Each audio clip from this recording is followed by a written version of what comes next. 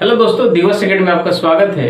आज हम लोग पढ़ेंगे इंडियन ज्योग्राफी का एक टॉपिक है जिसका नाम है आपको भारत की मिट्टी। इसके पिछले क्लास में इस भारत की मिट्टी के बारे में हम लोग पढ़ चुके हैं, यानी पिछला एपिसोड जो था वो भारत की मिट्टी के बारे में ही था। तो भारत में जितने सारी मिट्टियां हैं जो एग्जाम की दृष्टि से जो महत्वपूर्ण है उस सबको इसके पिछले आपको क्लास में कवर किया जा चुका है। और वो चूंकि उसमें जो क्लास हुआ था उसका मिट्टी के बारे में वो टोटल डिस्क्रिप्शन रूप में था, यानी टोटल डिटेल पढ़ाया गया था उसको। आज का जो क्लास चलेगा मिट्टी के बारे में जो आपको टोटल आपको ये टेबल फॉर्म में है, एग्जाम की दृष्टि से जितने सारे क्वेश्चन ज्यादा से ज्यादा बन सकते हैं उसका निचोड़ जो है आपको एक टेबल में सजाया गया है। और ताकि ये समझिए कि इस टेबल को 2 या 3 बार इसको देख लिया जाता है तो ये कन्फर्म रूप से समझिए कि ज्यादा से ज्यादा क्वेश्चन यहाँ पर टेकल करने का समझिए कि क्षमता हर एक स्टूडेंट में हो जाएगा और इसको देखा जा सकता है। क्योंकि ये क्या है कि बहुत इजीली रूप से ये बनाया गया है और ये ज्यादा समझ में आएगा। साथ ही साथ यहाँ पे मैप है, इंडिया का मैप है, इसमें भी हम लोग देखें कि भारत के ये जो मिट्टी है वो किन किन क्षेत्रों में है। तो इससे बहुत सारा हेल्पफुल होगा समझने में कि कौन सा मिट्टी किस क्षेत्र में है। तो ओवरऑल ये देखा जाए तो समझिए कि आज का एपिसोड जो है बहुत अच्छा, समझिए कि एग्जाम की दृष्टि से बहुत हेल्पफुल होगा। तो आइए हम शुरू करते हैं आज का वीडियो। तो जिसमें सबसे पहले देखेंगे जिसमें ये सबसे ऊपर लिखा है पहला खंड में ये मृदा है यानी मिट्टी है, जो सॉइल यानी मिट्टी के बारे में है। दूसरा आपको मुख्य फसलें यानी उस मिट्टी में कौन सा फसल है, प्रमुख रूप से कौन सा फसल उसमें लगाया जाता है ये है। दूसरी बात है कि उस मिट्टी में क्या चीज की प्रचुरता होती है वो चीज देखेंगे हम लोग। और साथ ही साथ जो भारत के क्षेत्र में इसका क्षेत्र कहाँ होता है, यानी इस मिट्टी का क्षेत्र किधर किधर होता है ये चीज देखेंगे। तो सबसे पहला कॉलम में आपको मिट्टी हो गया, दूसरे कॉलम में आपको मुख्य फसल हो गया, तीसरा कॉलम में आपको प्रचुरता हो गया यानी कौन कौन सा चीज पाया जाएगा, और चौथे कॉलम में आपको क्षेत्र है यानी एरिया है इस मिट्टी का, भारत में किन किन क्षेत्र में ये पाया जाएगा। तो सबसे पहले इस तरह से देखेंगे, फिर उसके बाद ऐसे देखेंगे। तो सबसे पहला क्या है तो आपको जलोढ़ मिट्टी है। जलोढ़ मिट्टी जिसको इंग्लिश में एलुवियल सॉइल कहा जाता है। इसको हम लोग जानते हैं ये जलोढ़ मिट्टी को 2 नामों से आगे चल के जाना जाता है, एक खादर और एक बांगर होता है। यानी नई जलोढ़ मिट्टी जो होता है उसको खादर के नाम से जाना जाता है और पुरानी जलोढ़ मिट्टी जो होता है उसको आपको बांगर के नाम से जाना जाता है। ये चीज हम लोग पढ़ चुके हैं। साथ ही साथ आगे देखेंगे तो आपको दूसरा मिट्टी आपको लाल मिट्टी है अर्थात रेड सॉइल है, तीसरा आपको लैटेराइट मिट्टी है, चौथा आपको काली मिट्टी है, और पांचवा आपको प्रायद्वीपीय मिट्टी, पर्वतीय मिट्टी, और छठा में आपको कहा तो मरुस्थलीय मिट्टी होता है। तो एक बार और इसको देख लीजिए, जलोढ़ मिट्टी, लाल मिट्टी, लैटेराइट मिट्टी, काली मिट्टी, पर्वतीय मिट्टी, और नेक्स्ट है आपको क्या तो मरुस्थलीय मिट्टी। अब इसके बाद देखेंगे जैसे मान लीजिए मुख्य फसल में तो सबसे पहला जो है जिसमें जलोढ़ मिट्टी का, तो जलोढ़ मिट्टी में सबसे मुख्य फसल कौन कौन से उसमें लगाया जाता है। तो इसमें देखिए सबसे पहला क्या है, धान आएगा, गेहूं आएगा, गन्ना आएगा, आलू आएगा, तिलहन एवं दलहनी क्षेत्र, दलहनी फसल जो होता है इसका उपयोग किया जाता है जलोढ़ मिट्टी में। हम लोग जानते हैं कि जलोढ़ मिट्टी जो होता है भारत की जितने सारे नदियां हैं उन नदियों के आसपास के क्षेत्र में सबसे ज्यादा ही पाया जाता है। क्योंकि नदियों के द्वारा लाए गए मिट्टी के द्वारा ही ये मिट्टी उसी से ये आपको मिट्टी बनता है, उससे तैयार होता है।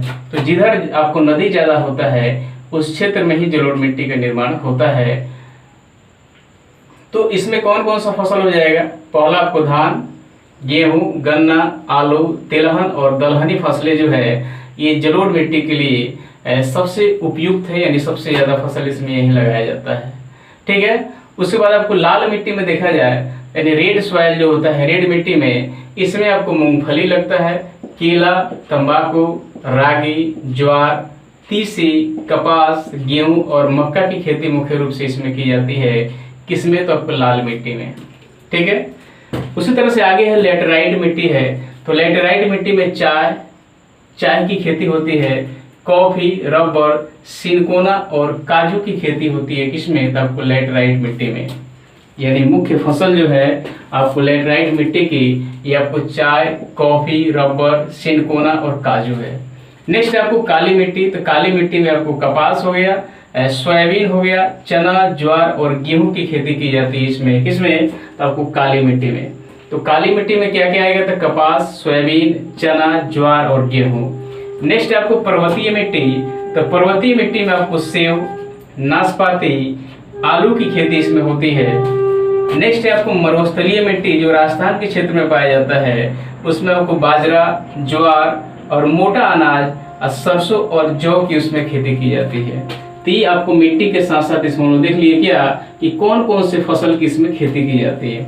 अब इसमें तीसरे कॉलम में हम लोग देखेंगे यानी इस मिट्टी में आपको कौन कौन से प्रचुर रूप में यानी सबसे अधिक मात्रा में पाया जाता है। तो सबसे पहला जलोढ़ मिट्टी में क्या है, तो पोटास एवं चूना की प्रचुरता होती है। यानी इस मिट्टी में जो आपको जलोढ़ मिट्टी जो होती है, वो जलोढ़ मिट्टी में सबसे ज्यादा आपको पोटास एवं चूना की अधिकता यानी सबसे ज्यादा इसमें यही पाया जाता है। नेक्स्ट आपको लाल मिट्टी, तो लाल मिट्टी में आपको लोहे की प्रचुरता होती है। हम लोग जानते हैं कि लाल मिट्टी में रेड सॉइल में आयरन ऑक्साइड की मात्रा ज्यादा होती है। वही आयरन ऑक्साइड जो है लोहे से ही, लोहा ही है, तो वही लोहे की प्रचुरता इसमें पाया जाता है। किसमें, तो लाल मिट्टी में। नेक्स्ट लैटेराइट मिट्टी, तो लैटेराइट मिट्टी में लोहा तो पाया जाता ही है, आयरन ऑक्साइड पाया तो जाता ही है, साथ ही साथ एल्यूमिनियम की प्रचुरता इसमें होती है। यानी लैटेराइट मिट्टी में लोहा और एल्यूमिनियम सबसे अधिक मात्रा में इसमें मिलता है। नेक्स्ट है आपको काली मिट्टी, तो काली मिट्टी में जैसे पोटास हो गया, चना हो गया और ये क्या सॉरी चूना हो गया और आपको मैग्नीशियम की इसमें अधिकता पाई जाती है। क्या क्या काली मिट्टी में क्या क्या है, तो पोटास है, चूना है और मैग्नीशियम की इसमें अधिकता होती है। यानी सबसे ज्यादा देखने को इसमें मिलता है यही क्या, तो काली मिट्टी में पोटास, चूना और मैग्नीशियम। नेक्स्ट है आपको पर्वतीय मिट्टी, क्या है, तो पर्वतीय मिट्टी इसमें क्या है, आपको पोटास और फास्फोरस की अधिकता इसमें पाई जाती है। नेक्स्ट आपको क्या है, तो मरुस्थलीय मिट्टी, तो इस मरुस्थलीय मिट्टी में इसमें आपको लवण यानी नमक की मात्रा और साथ ही साथ इसमें फास्फोरस की मात्रा इसमें पाई जाती है। ठीक है, तो ये हो गया आपका तीसरा कॉलम, इसमें कौन कौन से चीज पाए जाते हैं। तो ये आपको इस बार इसको एक बार और इसको देख लीजिएगा। नेक्स्ट इसका क्षेत्र यानी मिट्टी जो है किन क्षेत्रों में पाया जाता है। तो सबसे पहला देखेंगे जलोढ़ मिट्टी, तो जलोढ़ मिट्टी जो है आपको सिंधु, गंगा और ब्रह्मपुत्र के द्वाब तथा समुद्र तटीय क्षेत्रों में ये पाया जाता है। यानी अर्थात आपको भारत में जिधर जिधर आपको सिंधु नदी है, साथ ही साथ भारत के जिन क्षेत्र में आपको गंगा नदी है, साथ ही साथ आपको भारत में आपको ब्रह्मपुत्र का जो क्षेत्र है, उस सारे क्षेत्रों में यानी उस नदी के आसपास के क्षेत्रों में ये जलोढ़ मिट्टी पाया जाता है। ये हम लोग देखेंगे कि आपको जैसे मान ये जो क्षेत्र है जहाँ से आपको सिंधु नदी यहाँ से निकल के आपको इधर पाकिस्तान में जाता है, फिर उसके बाद आपको गंगा नदी यहाँ से निकल के फिर आपको इधर आपको पश्चिम बंगाल होते हुए बांग्लादेश में जाता है।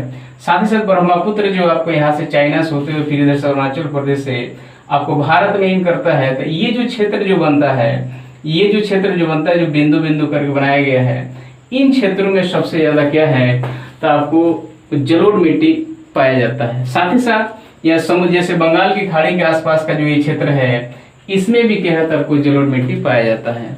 एक बार इसको और देख लीजिएगा, जलोढ़ मिट्टी कहाँ पे है, तो सिंधु नदी, गंगा नदी और ब्रह्मपुत्र नदी के द्वाब क्षेत्रों में ये जलोढ़ मिट्टी पाया जाता है। हम लोग जानते हैं सिंधु नदी जो है वो चाइना से निकलता है, तो ये चाइना से निकलते फिर इंडिया में जाता है। तो इंडिया में जिन क्षेत्रों में ये जैसे जैसे आपको चारों तरफ ये फैला हुआ है, तो उन क्षेत्रों में भी आपको क्या पाया जाता है, जलोढ़ मिट्टी। गंगा नदी यहाँ से उत्तराखंड से होते हुए जब निकलता है, तो इन क्षेत्रों में होते हुए जैसे उत्तराखंड हो गया, उत्तर प्रदेश हो गया, बिहार हो गया, साथ ही साथ आपको पश्चिम बंगाल हो गया। तो ये जितने सारे क्षेत्र हैं वो टोटल क्षेत्रों में आपको क्या पाया जाता है, तो आपको जलोढ़ मिट्टी। एक और यहाँ पे देखते हैं जैसे कौन सा ब्रह्मपुत्र नदी है जो चाइना से निकल के और आगे चल के आपका अरुणाचल प्रदेश से भारत में करता है। तो ये जितना क्षेत्र जो बनता है, ये टोटल क्षेत्रों में आपको जलोढ़ मिट्टी पाया जाता है। नेक्स्ट है आपको क्या था, लाल मिट्टी।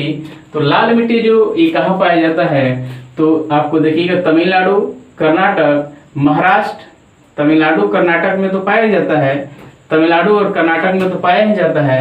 साथ ही साथ महाराष्ट्र, उड़ीसा और मध्य प्रदेश के दक्षिण पूर्व भाग में ये पाया जाता है। तो याद रखिएगा, यानी कहाँ पे, ये तमिलनाडु में पाया जाता है, कर्नाटक में भी पाया जाता है, महाराष्ट्र में भी पाया जाता है, और साथ ही साथ उड़ीसा एवं मध्य प्रदेश जो है, जैसे उड़ीसा और मध्य प्रदेश के क्षेत्रों में भी ये आपको यानी उसके दक्षिणी पूर्व भाग में ये पाया जाता है।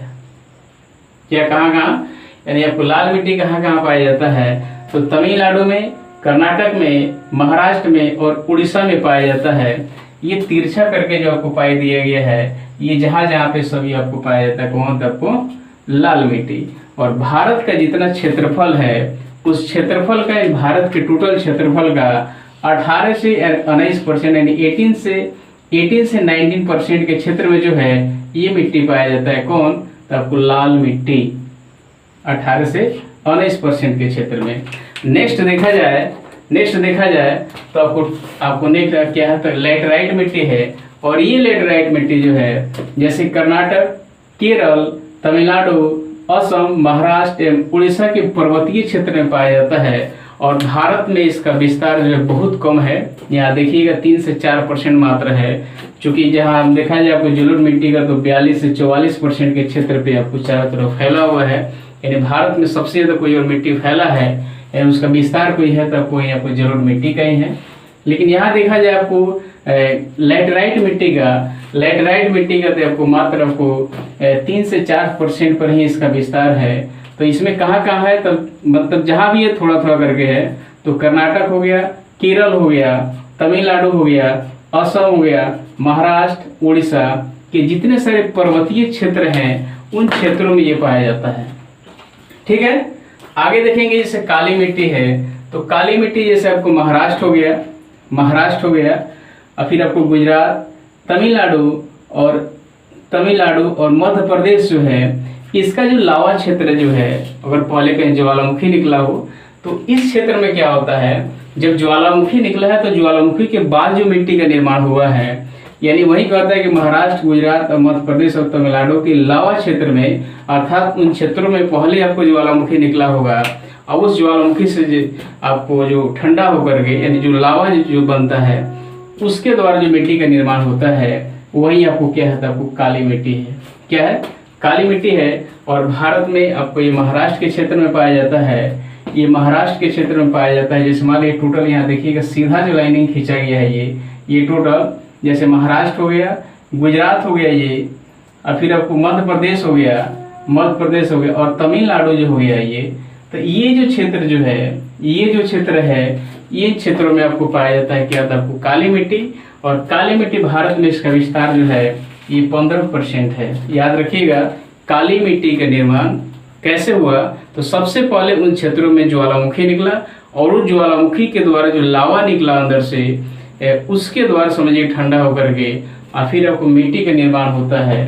तो कौन तक को काली मिट्टी का। ठीक है, अर्थात जहाँ पे ज्वालामुखी नहीं निकला वहाँ पे काली मिट्टी नहीं हो सकता है। अर्थात आज की डेट में जिन क्षेत्रों में काली मिट्टी की अधिकता है वहाँ पे पहले कभी ना कभी आपको ज्वालामुखी का उद्गार हुआ होगा। नेक्स्ट है आपको पर्वतीय मिट्टी। इस पर्वतीय मिट्टी का विस्तार आपको कश्मीर से लेकर के आपको अरुणाचल प्रदेश तक है। याद देख लीजिए, हम लोग जानते हैं कि कश्मीर से लेके ऐसा ही आपको क्या है, आपको अरुणाचल प्रदेश तक आपको क्या है, तो हिमालय है। तो हिमालय तरफ ही जो आपको जो मिट्टियाँ पाई जाती हैं इसी को पर्वतीय मिट्टी कहा जाता है। और इसका विस्तार पूरा कश्मीर से लेते हुए आपको अरुणाचल प्रदेश तक होता है, सिक्किम और ले लीजिए। ये टोटल क्षेत्रों में क्या होता है, आपको पर्वतीय मिट्टी होता है। ठीक है, तो सीधा से याद रखिए पर्वतीय मिट्टी बस इधर आपको कश्मीर से लेकर अरुणाचल प्रदेश यानी आपको हिमालय के आसपास के क्षेत्रों में ये पाया जाता है। नेक्स्ट है आपको मरुस्थलीय मिट्टी। तो मरुस्थलीय मिट्टी जो है इसका विस्तार आपको पंजाब, हरियाणा, राजस्थान और पश्चिमी उत्तर प्रदेश के क्षेत्र में पाया जाता है। जैसे ये जो क्षेत्र है आपको राजस्थान हो गया, आपको यहाँ से इन जो क्षेत्र होता है आपको क्या पंजाब हो जाएगा, हरियाणा हो जाएगा और उत्तर प्रदेश के पश्चिमी भाग जो है ये जो क्षेत्र जो बना है ये आपको क्या है, आपको मरुस्थलीय मिट्टी यहाँ पाई जाती है। अब सीधा सीधे है मरुस्थलीय मिट्टी कहाँ कहाँ पाई जाती है, तो पंजाब में थोड़ा सा पाया जाएगा, हरियाणा में थोड़ा सा पाया जाएगा और सबसे ज़्यादा पाया जाएगा कहाँ तक को राजस्थान में। कुछ आपको भाग जो है आपको मरुस्थलीय मिट्टी का उत्तर प्रदेश के पश्चिमी भाग में भी पाया जाएगा। ठीक है, ये कंप्लीट हो गया। अब इसको एक बार ऐसे देख लेते हैं। तो सबसे पहला जलोढ़ मिट्टी में से फसल हो गया धान, गेहूं, गन्ना, आलू, तिलहन एवं दलहनी फसलें। इसमें अधिकता है क्या है, तो पोटास, चूना की प्रचुरता है इसमें। इसका क्षेत्र कहाँ गया है, तो सिंधु, गंगा और ब्रह्मपुत्र नदी की दोआब जो क्षेत्र है दोआब का मतलब क्या होता है? दो भूमियों के बीच का, दो नदियों के दो नदी हो गया बीच का जो भूमि है, इसी को दोआब कहा जाता है। ये जो नदी चल रहा है और ये जो बीच का जो क्षेत्र होता है, इसको दोआब कहा जाता है। तो यही कह रहा है सिंधु गंगा ब्रह्मपुत्र का दोआब तथा जो समुद्र तटीय जो क्षेत्र होता है, इस क्षेत्र में सबसे ज्यादा ये पाया जाता है। इधर बंगाल है तो बंगाल की खाड़ी है, तो इन क्षेत्रों में कहाँ पाया जाता है? तो आपको जलोढ़ मिट्टी। दूसरा आपको क्या है? तो लाल मिट्टी हो गया। तो लाल मिट्टी में कौन सा फसल है? तो मूंगफली, केला, तंबाकू, रागी, ज्वार, तीसी, कपास, गेहूं और मक्का, यानी यहाँ इसका मुख्य फसल है। इसमें आयरन ऑक्साइड की प्रचुरता इसमें होती है। साथ ही साथ इसमें इसका क्षेत्र क्या है? तो तमिलनाडु है, कर्नाटक है, महाराष्ट्र, उड़ीसा एवं मध्य प्रदेश के दक्षिणी पूर्व भाग में ये पाया जाता है। और इसका क्षेत्र कितना है? 18 से 19% है। नेक्स्ट आपको लैटेराइट मिट्टी। तो लैटेराइट मिट्टी में क्या पाया जाता है? चाय, कॉफी, रबर, सिनकोना एवं काजू की खेती की जाती है इसमें। और इसमें जो आपको आयरन ऑक्साइड के साथ साथ एल्युमिनियम की प्रचुरता इसमें होती है। और भारत के किन क्षेत्रों में ये पाया जाता है? तो कर्नाटक, केरल, तमिलनाडु, असम, महाराष्ट्र एवं उड़ीसा, एक पर्वतीय क्षेत्र में, ये मैदानी भागों में नहीं पाया जाता है। आपको कर्नाटक, केरल, तमिलनाडु, असम, महाराष्ट्र एवं उड़ीसा जो है वो उसमें आपको जो पर्वतीय क्षेत्र है, उन पर्वतीय क्षेत्र में ये लैटेराइट मिट्टी है। ठीक है, फिर आगे देखिएगा, जैसे यहाँ पे देख लीजिएगा, ये जो सीधा सीधा जो लाइन इस तरह से जो है, ये आपको सब लैटेराइट मिट्टी ही है। नेक्स्ट है आपको क्या है? काली मिट्टी। तो ये काली मिट्टी में कौन सी खेती होती है? तो कपास की, सोयाबीन की, चना की, ज्वार की और गेहूं की। इसमें क्या चीज की प्रचुरता होती है? तो पोटास, चूना और मैग्नीशियम का। ठीक है, भारत में इसका क्षेत्र किधर है, विस्तार किधर है? तो आपको महाराष्ट्र में भी है, गुजरात में भी है, मध्य प्रदेश में भी है, तमिलनाडु में है। यानी तीनों चारों राज्यों के जो लावा क्षेत्र जो है, जिन क्षेत्रों में आपको पहले ज्वालामुखी कभी निकला है, इन क्षेत्रों में आपको क्या है? काली मिट्टी पाई जाती है। और काली मिट्टी लगभग देखा जाए तो भारत के बीचों बीच में ही आपको पाया जाता है। ठीक है, आगे देखिएगा, तब वो पर्वतीय मिट्टी है। तो पर्वतीय मिट्टी में जैसे हम लोग जानते हैं कश्मीर वगैरह में सेब की खेती ज्यादा होती है। उधर आपको आसपास में देखिए तो नाशपाती की होती है। तो वही चीज है, आपको पर्वतीय क्षेत्र में सेब, नाशपाती और आलू की खेती की जाती है। उसमें पोटास और फास्फोरस की मात्रा ज्यादा होती है उस मिट्टी में। किसमें? तो आपको पर्वतीय मिट्टी में। साथ ही साथ इसका विस्तार जो है वो कश्मीर से लेकर अरुणाचल प्रदेश तक, यानी यहाँ से लेकर के यहाँ तक आपको ये टोटल ऊपर वाला जो है ये मिट्टी, ये टोटल पर्वतीय मिट्टी ही है। और हम लोग जानते हैं यहाँ से लेकर के कश्मीर से अरुणाचल प्रदेश तक ये हिमालय है। ठीक है, और उसी हिमालय से संबंधित जो मिट्टी बना है वो पर्वतीय मिट्टी है। नेक्स्ट है मरुस्थलीय मिट्टी। इस मरुस्थलीय मिट्टी में आपको बाजरा, ज्वार, मोटा अनाज, सरसों और जौ की खेती इसमें की जाती है। इसमें इसकी अधिकता क्या क्या है? तो आपको लवण एवं फास्फोरस की अधिकता है इस मिट्टी में। साथ ही साथ हम लोग देखेंगे इसका विस्तार कहाँ कहाँ पे है। तो पंजाब में है, हरियाणा में है, राजस्थान में है और उत्तर प्रदेश के पश्चिमी भाग में है। यानी सबसे ज्यादा अगर इस मिट्टी का विस्तार देखा जाए मरुस्थलीय मिट्टी का, तो आपको कहाँ पे? आपको राजस्थान में है। उसके अलावा पंजाब, हरियाणा और उत्तर प्रदेश के कुछ क्षेत्रों में इसका विस्तार पाया जाता है। तो इस तरह से आपको इसको एक दो बार इसको देख लीजिए, साथ ही साथ इसको मैप से समझ लीजिए किन किन क्षेत्रों में ये पाया जाता है। और हमको लगता है कि इसको बढ़िया से देख लिया जाए तो ये कंप्लीट रूप से आपको याद हो जाएगा, समझने में कोई दिक्कत नहीं होगा। और इतना आप देख लेते हैं, समझिए कि आप लोग तो ये दोनों लेक्चर देख लेते हैं तो आपको ये टॉपिक कंप्लीट रूप से आपका तैयारी हो जाएगा। इससे कोई क्वेश्चन आएगा तो आपसे हमको नहीं लगता है कि छूटने जा रहा है। तो मैं आशा करता हूँ आपको वीडियो अच्छा लगा होगा। वीडियो अच्छा लगा है तो आपको वीडियो को लाइक कीजिए, सब्सक्राइब कीजिए, दोस्तों के पास शेयर कीजिए और कमेंट करके जरूर बताइए कि आपको वीडियो कैसा लगा है। साथ ही साथ मैं ये और कहना चाहता हूँ कि अगर जो दोस्त आप चैनल से नहीं जुड़े हैं वो भी चैनल से जुड़े और आगे चैनल को बढ़ाने की कोशिश करें। वीडियो देखने के लिए बहुत बहुत धन्यवाद।